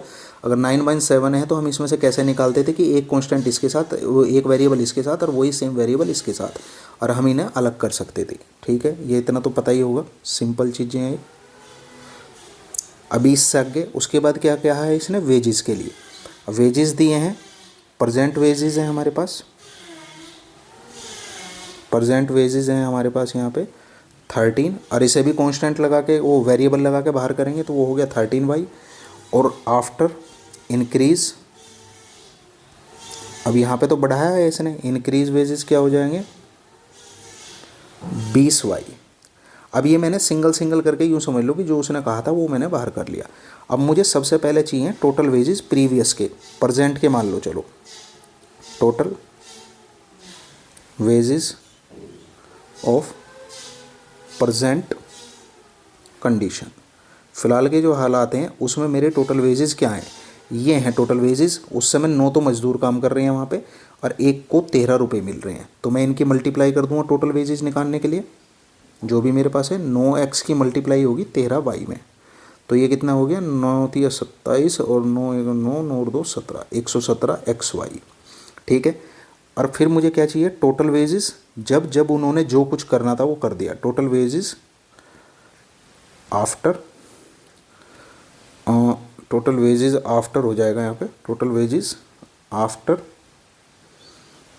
चेंजेस, मतलब जो भी कहीं घटा है कहीं बढ़ा है तो मैं क्या रिड्यूस और वो इंक्रीज तो क्या लिखूँ, बस यहाँ पे चेंजेस कर दिया। ठीक है। तो इसके बाद हो गया हमारे पास इसके लिए और इसके लिए 7x तो कर दिया आदमी घटा के और एक को देने लगे वो 20y। तो टोटल कितना देना पड़ रहा है उन्हें, 7 दूनी 7 2 14 यानी कि 140xy। ये आफ्टर चेंजेस है, ये बिफोर चेंजेस है। अब उन्होंने हमारे से पूछा कि बिल बढ़े हैं घटे हैं, खुद देख लो। पहला बिल था हमारा 117 रुपये, अभी बढ़ के कितना हो गया है 140। अब इसका रेशो पूछा है इसने, क्या पूछा है इनवर्ट रेशो। ठीक है, रेशो पूछा है तो रेशो के लिए इन दोनों को डिवाइड कर दो।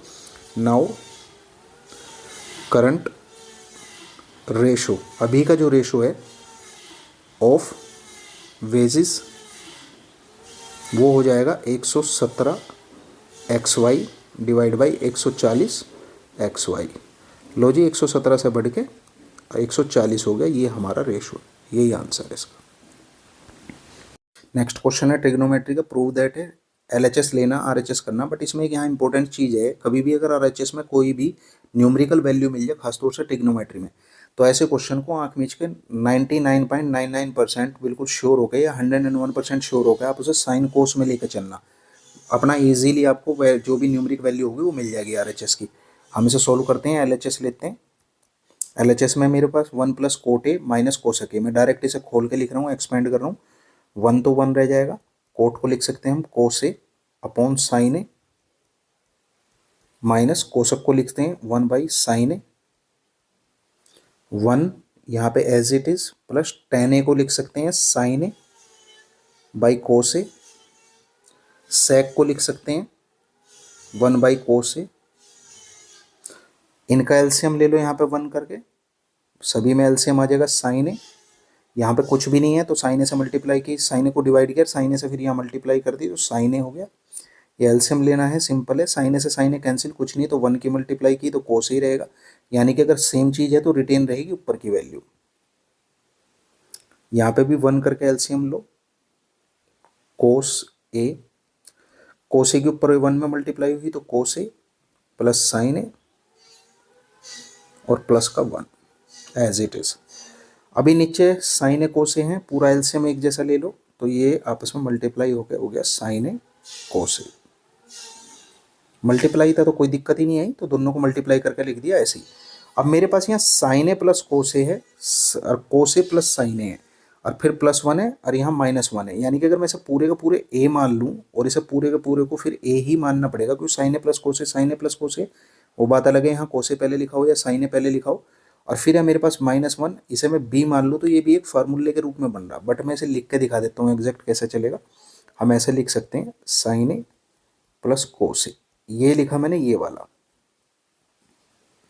-1, ये 1 लिखा मैंने ये, फिर यहाँ इसके ऊपर एक बड़ा ब्रैकेट स्टार्ट। cos ए प्लस sin ए को हम ऐसे भी लिख सकते हैं sin ए प्लस cos ए, क्योंकि जब दोनों प्लस में हैं चीज़ें तो उन्हें आप आगे पीछे लिख सकते हो, प्लस का 1 और बड़ा ब्रैकेट क्लोज। अब ध्यान से देखो, ये अगर मेरी वैल्यू a है और ये b है, ये a हो जाएगी ये b हो जाएगी, तो a minus B a plus B, यानी कि एक बार स्क्वायर, वो एक a का स्क्वायर माइनस b का स्क्वायर में ये क्लोज हो जाएगा। यहाँ पे a का स्क्वायर हो जाएगा मेरा sin a का स्क्वायर, या मैं पहले लिख ही देता हूँ नहीं तो डायरेक्ट खोलने से एक्सपेंड करने से दिक्कत होगी, और 1 का square upon sin a cos a। अभी a प्लस बी का होल स्क्वायर का फार्मूला खुल जाएगा, तो ये हो गया sine square A plus cos square A plus 2 sine A cos A, और यहाँ 1 का स्क्वायर 1 ही रहेगा, sine A cos A as it is.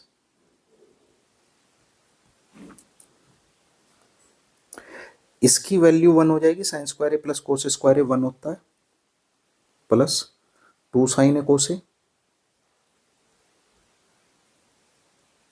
Minus का 1 था साथ में, और नीचे है साइन ए कोस ए। 1 से 1 कैंसिल हो गया, मेरे पास बचा 2 साइन ए कोस ए, ये तो डबल लिखा गया, 2 साइन ए कोस ए और डिवाइड में sign A cos A. Sign ए कोसे से साइन ए कोसे कट गया, हमारे पास बटा 2। यही हमारी आरएचएस है, यही हमें प्रूव करना था।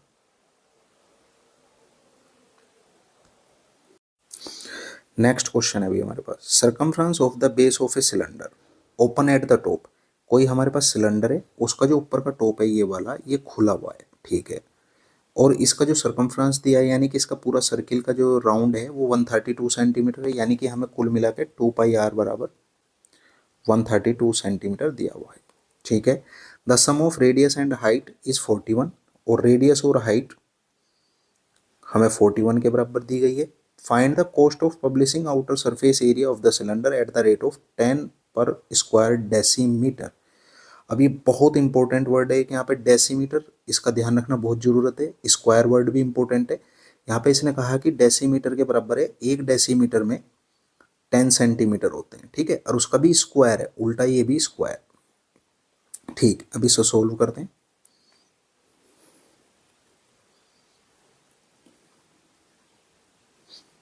सबसे पहले जो गिवन है उसी से कर लो, यहाँ से हमें आर मिल जाएगी, इसे सोल्व करते हैं तो आर निकालते हैं। हमें सर्कमफ्रेंस दी थी 132 के बराबर, तो 2 की जगह पाई की जगह 22/7, उसने कह रखा है कि 22/7 ही लेना।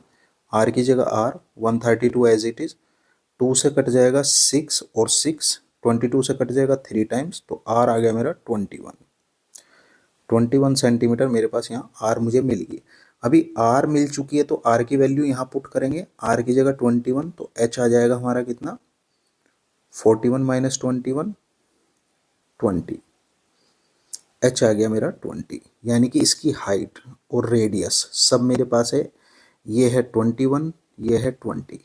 अभी हमें यहाँ पे निकालना है इसका एरिया। एरिया निकालने के लिए टोटल सरफेस एरिया, एरिया भी नहीं, total surface area. Total surface area में एक तो इस सर्किल का, सॉरी इस सिलेंडर का पूरे के पूरे, और इस सर्किल का, क्योंकि बेस तो बंद है, बेस तो उसने कहा कि बेस है उसका, तो बेस का प्लस इसका, और बेस है हमारा सर्किल। तो हमारा टोटल सरफेस एरिया क्या हो जाएगा, यहाँ पे टोटल सरफेस एरिया हो जाएगा सिलेंडर का एरिया, सरफेस एरिया सिलेंडर का प्लस बेस का एरिया।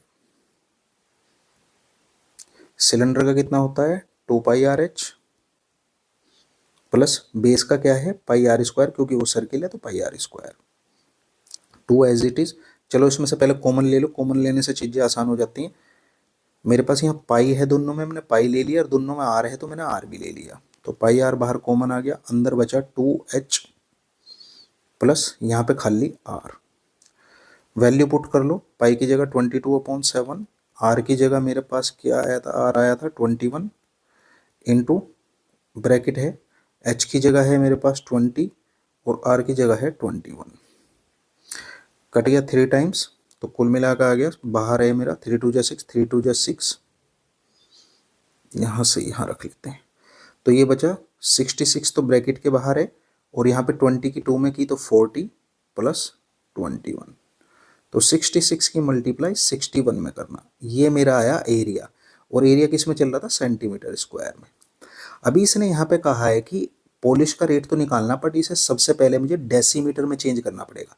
अब डेसीमीटर के लिए 1 डेसीमीटर 10 के बराबर होता है, ठीक है, 1 डेसीमीटर 10 के बराबर है, सेंटीमीटर स्क्वायर है, तो मुझे कितने से डिवाइड करना पड़ेगा इसे, 2 10 से, ठीक है, 2 10 से डिवाइड करो। रीज़न क्या है 2 10 से डिवाइड करने का, क्योंकि यहाँ पे 2 सेंटीमीटर थे हमारे पास, एक आर है, उसे डेसीमीटर में चेंज करना, फिर एच को डेसीमीटर में चेंज करना, तो इसे भी 10 से डिवाइड करेंगे और इसे भी 10 से डिवाइड करेंगे, तो इसका मतलब हमें 10 × 10 से डिवाइड करना है। डेसीमीटर है, 1 डेसीमीटर में 10 सेंटीमीटर होते हैं, इसीलिए मुझे इसे चेंज करना पड़ रहा है। अभी सोल्व कर लो। 66 की 61 में मल्टीप्लाई की, इधर साइड में कर लेते हैं। ये हो गया हमारा 66, 6 6 या 36 और 6 6 या 36 और 36 और 6 42। ये 6, ये 2, ये 3, ये 4, तो ये आ गया मेरा 4326 डिवाइड बाई 100। ये टोटल आ गया मेरा 43.26। ये क्या निकला है, डेसीमीटर स्क्वायर। इतना इतना एरिया निकला है डेसीमीटर में। अब मुझे निकालना है पूरा उसका जो प्राइस है, कितना प्राइस, उसका कितना पैसा देना पड़ा है उसकी पॉलिश कराने के लिए। 1 डेसीमीटर के लिए 10 रुपीज़ देना पड़ रहा है पर स्क्वायर डेसीमीटर के लिए। तो 43 के लिए कितना देना पड़ेगा, 43 इंटू 26 इंटू 10। तो उसे टोटल अमाउंट जो पे करना है किसके लिए, पॉलिशिंग के लिए, फॉर पॉलिश। तो वो हो जाएगा हमारा 10, ये हो गया 432.6 रुपीज़। ये इसका आंसर है। इसमें सबसे इंपॉर्टेंट चीज़ थी डेसीमीटर का ध्यान रखने वाला। गलती से यहाँ 100 इंटू 100 से मत डिवाइड कर देना से, ये मीटर नहीं है, डेसीमीटर है। 10 का 10 इंटू 10 से डिवाइड करना था, मतलब केवल 100 से डिवाइड करना था इसे। ये चीज़ मत कर देना, नहीं तो ये रॉन्ग क्वेश्चन हो जाएगा। नेक्स्ट क्वेश्चन है हमारे पास, let Vinod, Govind and Ankit be 3 dealers belonging to different states. आना था, डिफरेंस लिख दिया गलती से, कोई बात नहीं। Dealer Vinod sells some product oblique services to dealer Govind 4000 and dealer Govind sells the same product service to the dealer Ankit at a profit 1300. Calculate the tax liability of Govind if the rate of GST is 12%. Simple सी बात है, 3 state की अलग अलग बात हो रही है, मतलब तीनों अलग अलग स्टेट में रह रहे हैं तो 3 स्टेट की बात हो रही है। तो जो यहाँ पे जीएसटी काउंट होगा वो IGST होगा, यानी कि SGST और उसका कोई लेना देना नहीं है। यहाँ पे एक इंटीग्रेटेड GST गुड टैक्स लगेगा इस पर, ठीक है। ये पता होना चाहिए पहले, बुक में रिवीजन में आप देख लेना अगर इसका आइडिया नहीं है तो। वैसे इसकी कोई खास जरूरत नहीं, बट देखना चाहो आप देख सकते हो। अभी जो इसने कहा है वो देखते हैं। सबसे पहले क्या किया, विनोद ने गोविंद को एक सामान बेचा। इसे इसके मेथड और कंसेप्ट को समझना बड़ा इजी है। विनोद है कोई, विनोद ने गोविंद को कोई गुड्स बेचा और उसकी कीमत ली उसने उससे 1000 रुपीज़, यानी कि उसकी प्राइस है जो वैल्यू की वो सामान की गोविंद को बेचते वो है 1000 रुपीज़। और उसने उस पर प्लस 12% का GST लिया। 12 दिया कितना, हाँ 12% का उसने उससे GST लिया, ठीक है। अभी गोविंद ने क्या काम किया, दोबारा उस सामान को 300 रुपये प्रॉफिट, उसमें उसने 300 रुपये प्रॉफिट लगाया प्लस 12% का टैक्स लगाया और किसको बेच दिया, अंकित को, ठीक है जी। अब ये थर्ड पर्सन है अंकित। अब यहाँ पे इसने पूछा कि calculate the tax liability of Govind if rate of GST 12%। Govind की टैक्स लाइबिलिटी बतानी यहाँ पे। अब इसके सीक्वेंस को समझना जरूरी है, बहुत जरूरी है। जो सबसे पहले क्या हुआ, विनोद ने 1000 रुपये का सामान गोविंद को बेचा, पर वो बेचा कितने में, उसने 1000 प्लस 12, तो यानी कि 120 रुपये, 12% उसने उस पर टैक्स लगा दिया। 12 कितना बैठेगा, 12 120 ही बैठेगा, 0, हाँ 120। तो 120 रुपये का टैक्स लगा दिया। टोटल मिला के उसने 1000 रुपये प्लस 120 रुपये गोविंद से लिए, और वो 120 रुपये क्या थे यहाँ पे, टैक्स, यानी कि GST। और गोविंद से लेकर ये टैक्स उसने दे दिया गवर्नमेंट को, यानी कि विनोद ने गोविंद पे से 120 रुपये लिए और वो टैक्स के रूप में टोटल तो अलग भी लिए उसने, 1000 भी लिए और प्लस 120, और वो दे दी हैं गवर्नमेंट को 120 रुपये GST के तौर पे। अभी गोविंद ने क्या काम किया, गोविंद ने उसमें अपना प्रॉफिट जोड़ा। प्रॉफिट किस में जुड़ेगा, हमेशा प्राइस में, ये है प्राइस। गोविंद ने अपना प्रॉफिट जोड़ा, प्राइस आया था पीछे से 1000 रुपये, अपना प्रॉफिट जोड़ा 300 रुपये, तो उसका नया प्राइस बनाया उसने 1300 रुपये। तो नया प्राइस 1300 रुपये बन गया, उस पर उसने 12% टैक्स लिया। बट मैं इसे फिर बफरकेट कर रहा हूँ, 1000 प्लस 300, ये उसका प्रॉफिट और ये पिछला जो पीछे से प्राइस आया था। अब इसने इस पे भी 12% है और इस पे भी 12% है। इस 12% का टैक्स तो ऑलरेडी विनोद ने गवर्नमेंट को दे दिया। इस पे जो 1000 रुपये पर 12% का कलेक्शन था वो गवर्नमेंट को दे चुका, और इसका जो 12% है ये लाइबिलिटी बनती है गोविंद की, ठीक है। ये लाइबिलिटी बनी गोविंद की। ये जब अंकित से ये कलेक्ट कर लेगा, इस पे भी 12% और इस पे भी 12%, तो ये 12% वो गवर्नमेंट को दे देगा 300 रुपये का, और इसका जो 1000 रुपये का 120 रुपये 12% है वो अपने पास रखेगा। ये 120 रुपये अपने पास रखेगा, ना कि गवर्नमेंट को देगा, और रिटर्न में अपनी इनकम टैक्स रिटर्न में रिफ्लेक्ट करेगा। ये आउट ऑफ कोर्स है जो मैं बता रहा हूँ अभी। इनकम टैक्स में रिफ्लेक्ट करेगा कि भाई मैंने अपने 120 रुपये जो जीएसटी के रूप में थे वो ऑलरेडी विनोद को दे दिए। तो जीएसटी से जीएसटी क्लेम होती है, इसे जीएसटी क्लेम करना बोलते हैं। तो ये ऐसे प्रूव होगा। तो हमारे पास जो लाइबिलिटी है वो कितनी है, 300 रुपये पे केवल 12% की। अब 300 का 12% कितना बैठता है, केवल 36 रुपीज। ये इसका आंसर है। आई होप थोड़ा बहुत समझ में आ गया होगा। हमारे पास नेक्स्ट क्वेश्चन है, if the root of the equation B minus A, एक इक्वेशन दी है उसके रूट इक्वल है तो प्रूव करो 2b is equal to A plus C. ठीक है, रूट इक्वल है मतलब इस ये क्वाड्रेटिक इक्वेशन है। यहाँ पे देख रहे होंगे ध्यान से कि x दिया हुआ है, एक्स स्क्वायर है, x है, इसके कोफिशिएंट है ये। तो ये a की जगह, ये b की जगह, ये c की जगह, जब हम इसे कंपेयर करके निकाल लेंगे A x square plus B x plus C से, तो हमारे ए बी सी आ जाएंगे इसमें। पहले चलो कंपेयर कर लो इसे। a बराबर आएगा कंपेयर करते ही b माइनस सी, और b बराबर आएगा हमारा c माइनस ए। ये आए हैं भाई यहाँ से A x square plus B x, इसकी स्टैंडर्ड फॉर्म से कंपेयर करके। ठीक है, एक्स स्क्वायर से एक्स स्क्वायर कट गया, एक्स से एक्स कट गया, तो जो बचा उसके सामने लिख रहे हैं। और c बराबर है a माइनस बी। ऐसा क्यों लिख रहे हैं, ऐसा इसलिए लिख रहे हैं, इसने कहा है इक्वल रूट्स हैं। जब इक्वल रूट्स होते हैं तो B square minus 4ac equal 0 के होता है। तो b की value c minus A, value put करो, c माइनस ए का square minus 4 as it is. a की जगह हम लिख देंगे क्या पे, b माइनस सी, और b की जगह, c की जगह हो जाएगा a माइनस बी। अब इसे एक्सपेंड कर दो, a माइनस बी का होल स्क्वायर है तो c का स्क्वायर प्लस a का स्क्वायर माइनस 2ac, और यहाँ पे माइनस का 4 बाहर ऐसे ही रहेगा। दोनों ब्रैकेट को आपस में मल्टीप्लाई कर दो, b की a में करेंगे, b की b में करेंगे, तो b की a में करी तो ab, और b की b में की तो माइनस के b स्क्वायर। इसी तरह c की करेंगे, c a की हुई माइनस के ac, और माइनस के b प्लस के bc। ठीक है, अब -4 को भी अंदर मल्टीप्लाई कर दो, c जो है वो तो एज इट इज ही रहेगा, माइनस के 4 ए बी हो जाएगा, minus minus plus 4b square, और माइनस माइनस प्लस 4ac, और माइनस फिर यहाँ पे 4bc। ये तो जो के तो रहेंगे, ए स्क्वायर प्लस सी स्क्वायर, माइनस के 2ac है, प्लस के 4ac है, प्लस के 4 में से माइनस के 2 घट जाएगा तो यहाँ बचा प्लस के 2ac, माइनस का 4ab 4bc, कुछ नहीं हो रहा तो इसे एज इट इज लिख लो।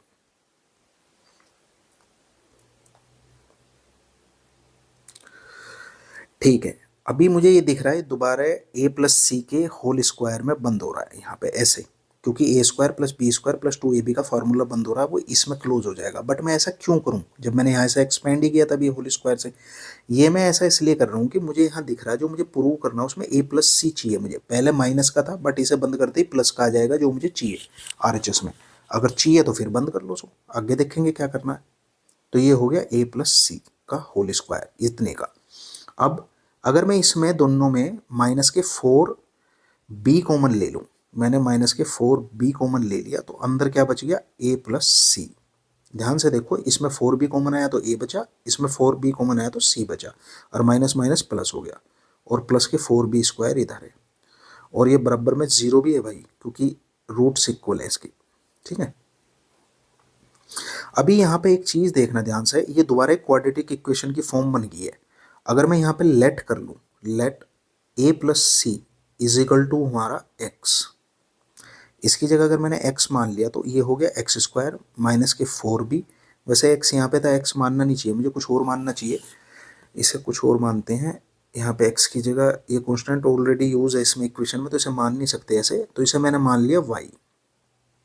ठीक है, तो ये हो गया मेरा वाई स्क्वायर, ए प्लस सी की जगह माइनस के 4b, और a प्लस सी की जगह y, और प्लस के 4b स्क्वायर बराबर 0। यहाँ पे ऐसे टुकड़े करने हैं जो जुड़ के तो 4 आ जाए और गुणा होके भी 4 आ जाए। तो वाई स्क्वायर माइनस के 2by, फिर माइनस के 2by, 2 2 जा 4, और 2 और 2 जुड़ के कितने हो जाएंगे 4, प्लस के 4b square is equal to 0। दोनों में से y कॉमन आ गया, अंदर बचा y माइनस 2b। दोनों में से क्या कॉमन आ गया हमारा, दोनों में से आ गया 2b कॉमन, माइनस के 2b कॉमन आ गया, अंदर बचा y माइनस 2b। अब दोनों एक जैसे ब्रैकेट हो गए तो कॉमन आ गए y माइनस 2b, और यहाँ भी अंदर क्या बच गया, y माइनस टू बी, दोनों ब्रैकेट सेम आ गई। तो मेरे पास आ गया है y माइनस टू बी बराबर 0। मैं एक को ही ले लेता हूँ क्योंकि दोनों का एक ही बात है। तो y is equal to two B है। अब y की जगह जो मैंने लेट किया था उसे वापस पुट कर दो वैल्यू को, a प्लस सी बराबर टू बी, और यही मुझे प्रूव करना था। आई होप थोड़ा बहुत तो समझ में आ ही गया होगा। अगर अच्छा लगे तो भाई सब्सक्राइब भी कर लेना, और प्लेलिस्ट है इसमें, अगर उसमें और भी सैम्पल पेपर्स हैं, आप उन्हें भी जा जाके देख सकते हो बीच में। अभी नेक्स्ट क्वेश्चन है हमारे पास, दो मैट्रिसेस हैं और वो इक्वल टू करके दिए हैं, एक में वेरिएबल है एक में न्यूमेरिकल है। ऐसे क्वेश्चनों को सोल्व करने का सबसे आसान और बेहतरीन तरीका है कि आप जो लेफ्ट साइड की वैल्यूज हैं उनके सामने वाली वैल्यूज को इक्वल रख दो। जैसे कि मेरे पास यहाँ पे x माइनस वाई है और इसी के प्लेस पे 1 है, तो ये इसके इक्वल रहेगा। 2x प्लस जेड है तो ये अपने अपने प्लेस के इक्वल रहेगा। तो इसी तरह वैल्यू रख रख के हम इक्वेशन क्रिएट करेंगे, उन्हें सोल्व कर देंगे, उससे इनकी वैल्यूज आ जाएंगी। मेरे पास पहली इक्वेशन बनी x माइनस वाई बराबर माइनस के 1, दूसरी बनी है 2x plus z is equal to 5, तीसरी है 2x minus y is equal to 0, और तीसरी और नहीं चौथी और लास्ट है 3z प्लस वे इसकी इज इक्वल टू 13। ठीक है, कोई भी एक दो लेकर आपस में सोल्व कर लो। यहाँ पे भी एक्स वाई है, यहाँ पे भी एक्स वाई है, मैं इन दो को लेकर इन्हें सोल्व करता हूँ। पहले x minus y is equal to है माइनस के 1, तो मैं कह सकता हूँ x बराबर हो जाएगा y माइनस 1। x की वैल्यू हम इसमें पुट कर देंगे, किसमें, ये हो गया एक इक्वेशन। मैं 2x minus y is equal to 0 में फ्रॉम इक्वेशन 1 से x की वैल्यू पुट कर रहा हूँ, तो ये हो गया 2y minus 1 minus y is equal to 0, ये हो गया 2y माइनस के 2 और माइनस के y है इज इक्वल टू 0। 2y में से y गया तो y बचा, और माइनस के 2 इज इक्वल टू 0 या y बराबर आ गया 2। तो y की वैल्यू 2 आ गई, इस वैल्यू को आप यहाँ पे पुट कर दो। ठीक है, वैल्यू पुट कर देंगे तो x इज इक्वल टू आ जाएगा 2 माइनस 1, या x इज इक्वल टू आ गया 1। x की वैल्यू आ गई, x की वैल्यू यहाँ कहीं पुट करेंगे, किसमें, सबसे पहले इसमें पुट करते हैं। x की वैल्यू पुट की तो 2, x की जगह 1 प्लस 2 इज इक्वल टू 1 नहीं है, z है एक्चुअली, ना 2 नहीं है, मुझे खुद ही नहीं अपना पढ़ने में आ रहा तो क्या फ़ायदा। ये हो गया 2x plus z is equal to 5 है, तो 2 1 जा 2 और z बराबर आ गया 5 माइनस 2, तो z की वैल्यू आ गई 3। ठीक है, अभी लास्ट है मेरे पास 3z plus w is equal to 13। 3z का मतलब है 3 इंटू 3 और प्लस w है इज इक्वल टू 13, 3 3 जा 9 है, तो 20 के बराबर आ जाएगा 13 माइनस 9 इज इक्वल टू 4। ये आपके आंसर। नेक्स्ट है हमारे पास, in the given figure O is the centre of the circle and angle A O B is equal to 110, मतलब यहाँ पे एंगल दे दिया 110 किसका, ए ओ बी का, ये वाला, और पूछ लिया मेरे से कैलकुलेट ए सी ओ ये वाला, और सी ए ओ ये वाला। एक्चुअली ये दोनों तो बराबर हैं, क्योंकि ये रेडियस है ये भी रेडियस है, बराबर होंगे, तो ये दोनों एंगल भी बराबर होंगे। कोई भी एक एंगल निकाल लेते हैं हम। एक एंगल निकालने के लिए सबसे आसान तरीका है, ये कोड है, इस कोड पे ये बनने वाला एंगल, ये एंगल इसका आधा है, ये थ्योरम है, तो ये 55 है, तो ये दोनों 55 हो गए। ये तो कुछ भी क्वेश्चन नहीं था। ठीक है, सर्किल के अंदर अगर सेंटर से कोई भी ऐसे एंगल बनता है तो वो ये एंगल इसका दुगना रहता है। अगर ये x है तो ये 2x है, सेम यहाँ पे लगा, ये 2x था ये x हो गया। नेक्स्ट क्वेश्चन देखते हैं। नेक्स्ट क्वेश्चन है, if 10 of the polynomial 2x square minus 5x with in bracket coefficient दिया c की जगह पे इज ट्वाइस द अदर। इसके जो पोलिनोमियल हैं, जो जीरो हैं इसके पोलिनोमियल के, वो पहला दूसरे का दुगना है। और हमें पता है कि हम उसे किससे डिनोट करते हैं, अल्फा और बीटा से, बट इसने हमें कंडीशन दे दी है, अगर फर्स्ट मेरा अल्फा है तो दूसरा हो जाएगा 2 अल्फा, क्योंकि वो उसका ट्वाइस है। Then find the both the zeros of the polynomial and the value of k. पहले तो इनकी वैल्यू निकालनी है दोनों की, और फिर हमें के भी निकालना। ठीक है, हमें ये पता है कि हमारे अल्फा और बीटा के अंदर क्या क्या हमें चीज़ें निकाल सकते हैं। सबसे पहले से कंपेयर कर लो A x square plus B x वगैरह उससे, तो A x square plus B x plus C से जब मैं इसे कंपेयर करूँगा तो मेरे पास ए बी सी की वैल्यू आ जाएंगी। तो ए की जगह क्या है, ए की जगह हो जाएगा 2, ए की जगह यहाँ पे 2, बी की जगह हो जाएगा माइनस के 5, और सी की जगह हो जाएगा माइनस के 2k प्लस के 1। अब हमें पता है कि जब हमारे पास दोनों जीरो अल्फा और बीटा अवेलेबल हों तो हम उनके प्रोडक्ट प्लस उनके सम का एक फार्मूला जानते हैं। क्या? अगर हम उनका प्रोडक्ट करें, वो सम करें, तो होता है माइनस के b बाई ए।